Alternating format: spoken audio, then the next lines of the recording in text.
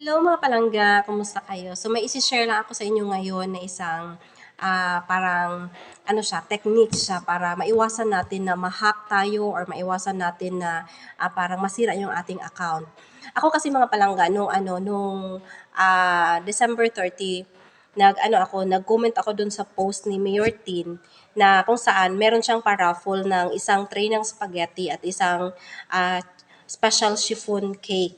So doon nag-comment ako, and then pagka umaga kasi pagka 7 PM yung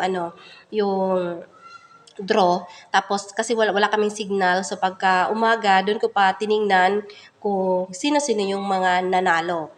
At tapos nakita ko na naka-post na doon ang mga pangalan ng mga nanalo. So nag-comment ako doon sa post sa mga winners ng congratulations. No, congratulations.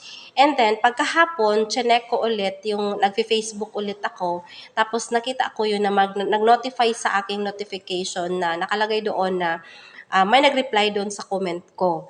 So, binuksan ko siya and then nakita ko ang comment na ganyan. Isang may link siyang kasama. Ang ganda, 'di ba? Ang ganda ng ino-offer doon, nakapagpagawa daw siya ng bahay sa pamamagitan lang ng pakikipag-ugnayan sa ganito ganyan. So, na ano ko palangga na pagka mga ganyang mga mensahe ay dapat maging alerto tayo, dapat maging alisto tayo, mag-ingat tayo sa mga ganyan. Kasi pag mga ganyan, ang tawag dyan ay mga clickbait messages.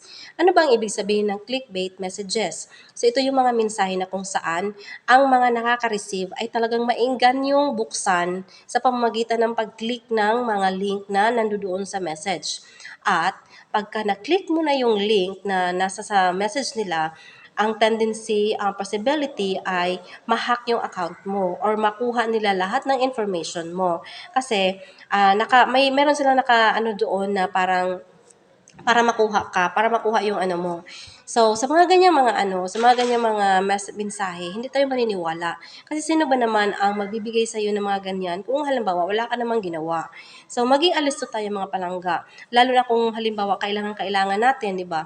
Kasi nagiging biktima lang naman tayong mga tao kapag yung mga ino-offer na nakikita natin, na ino-offer sa atin ay yung mga pinakakailangan natin at yung mga bagay-bagay na nakikita natin doon ay huwag tayong maniniwala agad na talagang mapapasa akin o mapapasa atin. So, ganyan lamang po mga palangga, iwasan po ang ganyang mga mensahe, huwag pong basta-bastang mag-click. Kasi mga palangga, iwasan natin na masira ang ating mga account or makukuha ang ating mga information. Ayan lamang po mga palangga, maraming salamat.